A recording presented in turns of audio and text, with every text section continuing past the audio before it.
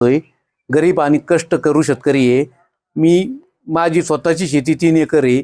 दुसऱ्याची वाट्यानी करतोय आणि त्याच्यात मला बियाणे किंवा खते भेटत नाही. मी सर्व दुकानांनी चौकशी केली खताविषयी. मला लिंकिंग घ्यायला सांगतात आणि लिंकिंग घ्यायची माझी परिस्थिती नाही आहे.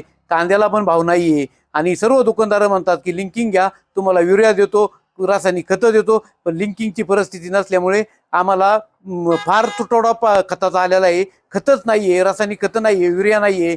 आमची फार बेकारी झालेली आहे.